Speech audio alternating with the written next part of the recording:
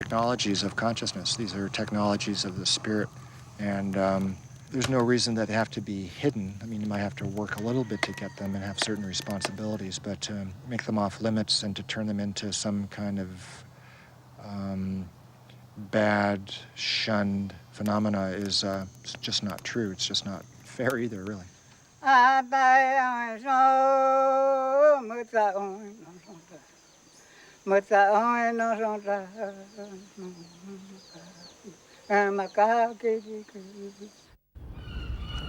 J'ai été surpris de découvrir qu'il existait un vrai travail sur la pharmacologie de l'ayahuasca.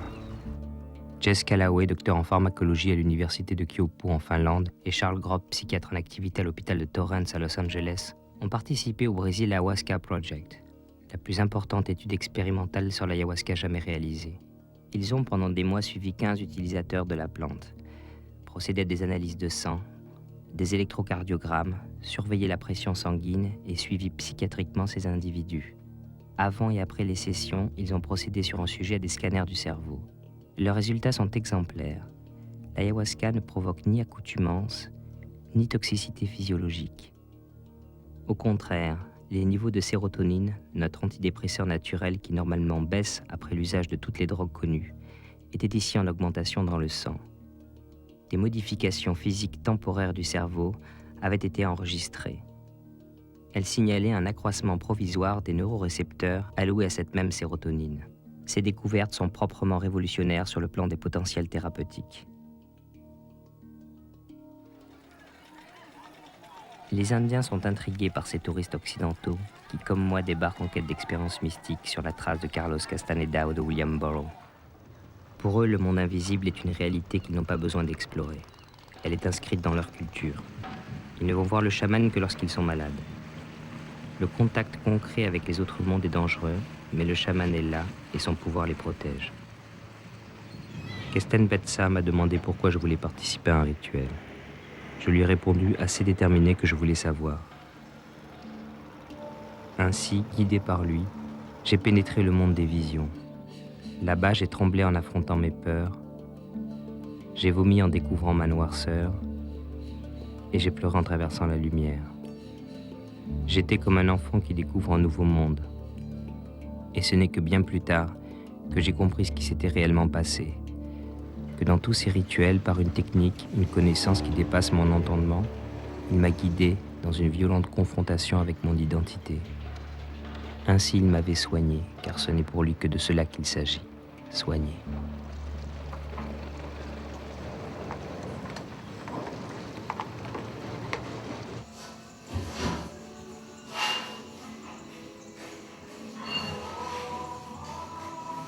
Desde el otro punto del mundo o dimensión se puede fácilmente comprender, reconocer la enfermedad.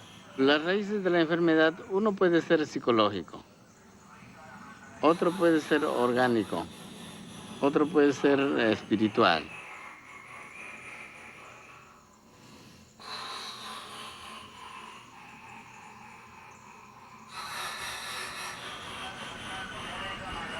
Una enfermedad espiritual es muy diferente porque el hombre está sin los ánimos, está sin el espíritu y es muy pobre de fuerzas, ¿no? Muy agitado, ¿no? Con mucha pena.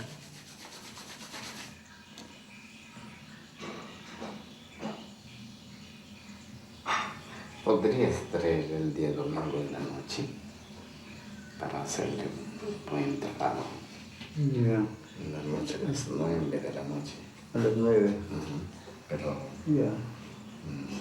ya puedes traer su colchoncito, su abrigo, para tratarle así en ceremonia. Las 2 semanas pasadas me sentía terrible, horrible, me sentía muy, muy mal. Pero esta semana que pasó ya me fui calmando poco a poco. Y ayer que me fui, me animé a tomar el ayahuasca. Me llamó, me dio de tomar, sabe, tiene un sabor muy, muy amargo. Y me fui a sentarme. Luego sentía que o sea, me mareaba. Y luego vino, después de la media hora, vino uno de los señores a cantar. Y cuando comenzó a cantar la señora era peor, sentía que me muero.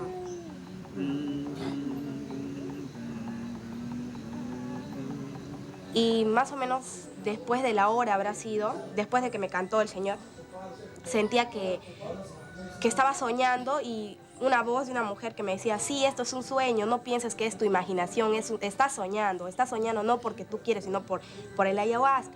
Y me desperté, o sea, no quería, o sea, me sentía incómoda. Y luego mi mamá me llevó donde el señor Guillermo porque me tenía que tratar. Y cuando me paraba me sentía como en las nubes, bien frágil.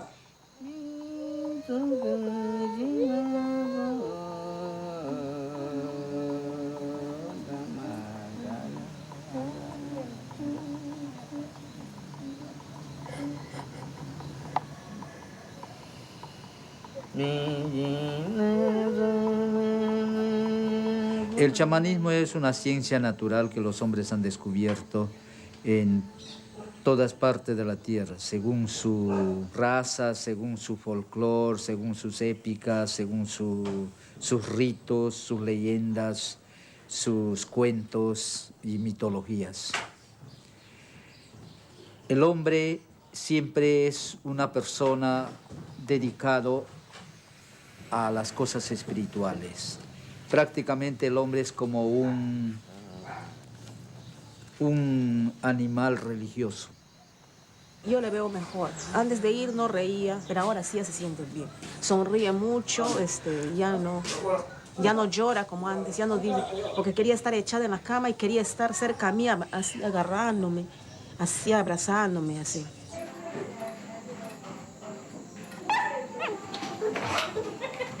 Saluda.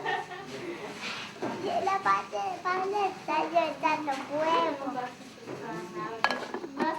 Todos a la voz de 3, ¿ya? 1, 2, 3.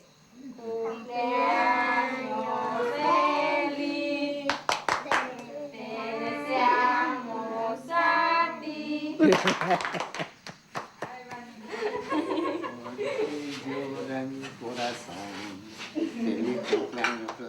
So let's say shamanism has several components. Well, this is a term created by anthropologists. Of course, the term shaman comes from the Tungus language, and it has been applied to practitioners all over the world.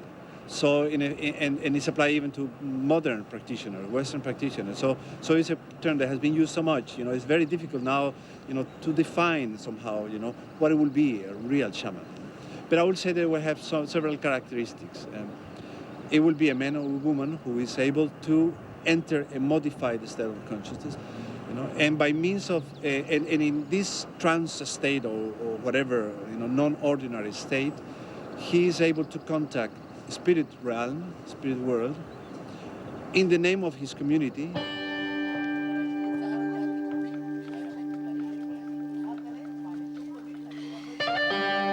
A shaman is one who's really dedicated to exploring the inner spaces. I mean, they've really made an effort to do this.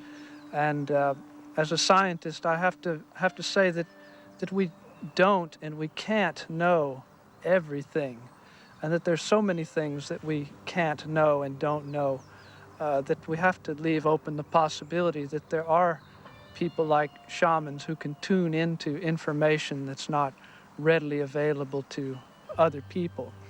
And these people have quite an important function, if for no other reason than to give us some perspective on reality. Yo he llegado a muchas partes donde están grandes hombres, están unos hombres, unos ancianos, unos reyes, donde tienen la sabiduría, verdaderamente una sabiduría, máxima sabiduría, como nosotros decimos, que lo saben todo. No existe allí el tiempo ni el espacio. Allí no existe el tiempo ni el espacio. Todo es presente.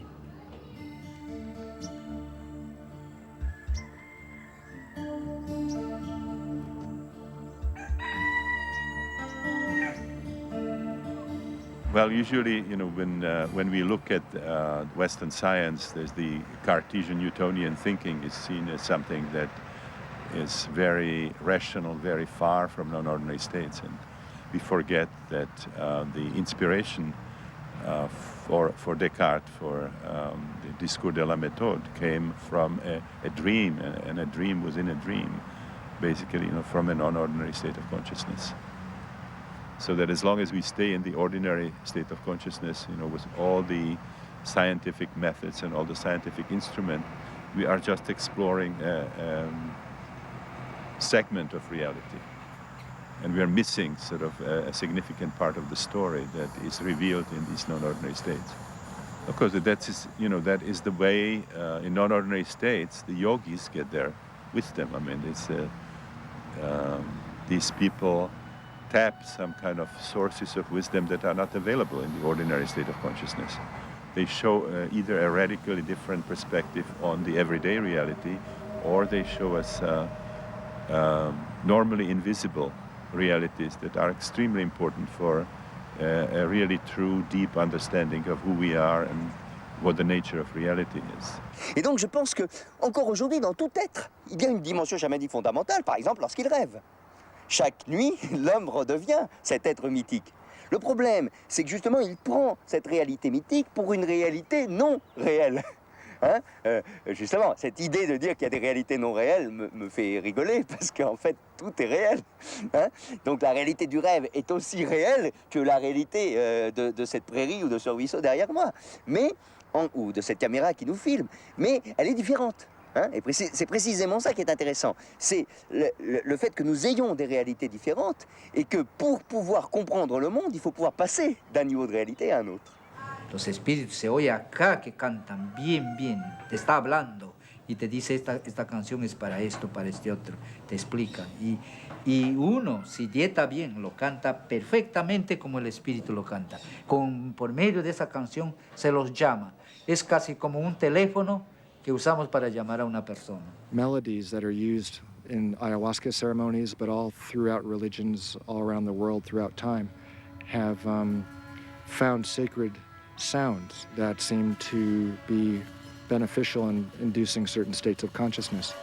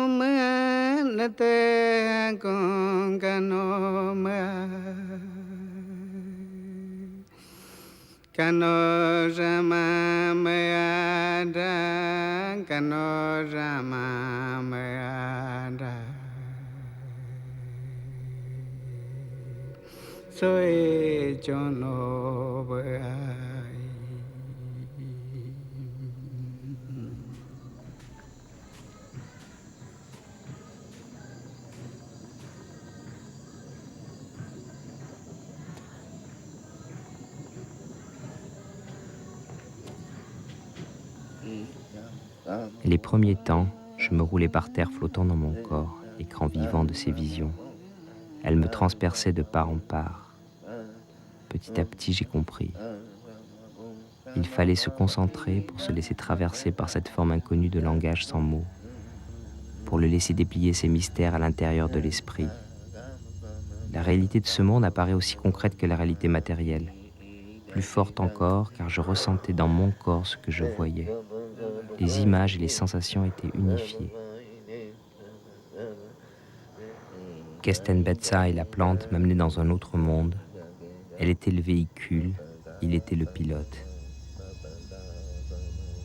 Au cœur même de l'expérience, j'avais cette certitude que ces mondes étaient liés aux pensées. Elles n'étaient plus de petites impulsions fugitives auxquelles je m'identifiais sans en avoir conscience. Elles étaient de gigantesques univers en mouvement. J'avais envie de rire avec complicité, de lui crier ma joie face à la découverte, mais au moment où ces pensées jaillissaient, il m'entraînait avec précaution dans les mondes de terreur, afin que j'en prenne tout autant conscience, que toutes ces peurs, ces désirs étaient toujours en moi latents, tout autant que ce pouvoir d'extase. Si je voulais aller vers la lumière, il fallait que j'accepte de regarder l'ombre pour que se crée la vigilance. Pour reconnaître l'ombre à temps, car elle apparaît toujours quand la lumière est trop forte. Cette ombre prend la forme de la moindre pensée qui essayera de s'emparer de l'expérience. Mais quel autre type de pensée peut exister alors? Ne sachant que faire, mon esprit fuyait chacune d'elles en se plongeant dans la sensation du corps. Il était le refuge.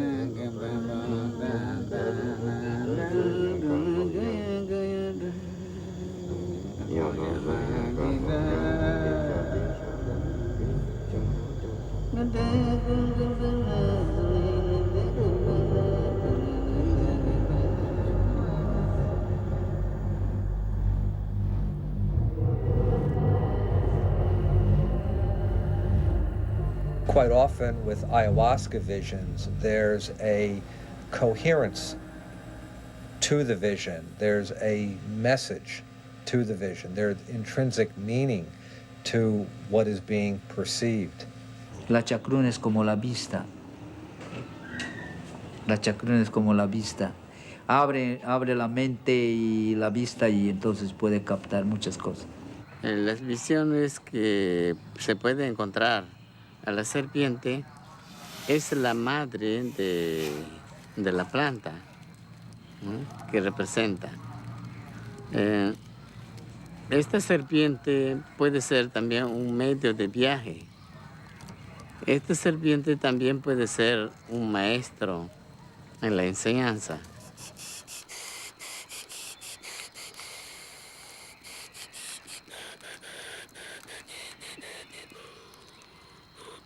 These shamanic techniques take us way beyond the sort of individual history that is the main focus of psychotherapies. It takes us into the realm of death and rebirth. It takes us into the realm of powerful forces in nature, archetypal beings, deities, and so on. So it operates in a very, very different realm.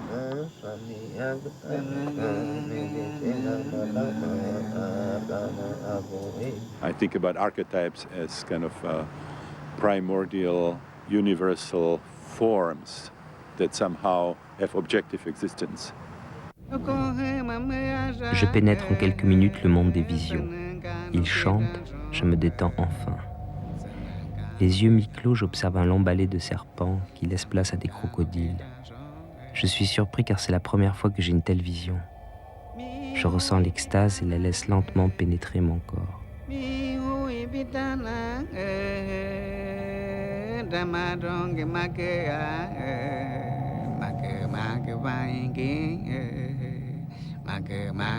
Puis son chant s'arrête, les crocodiles disparaissent et je flotte seul en moi-même. Les visions s'assombrissent. Je sens la terreur qui emplit mes organes. Ils me crient leur existence.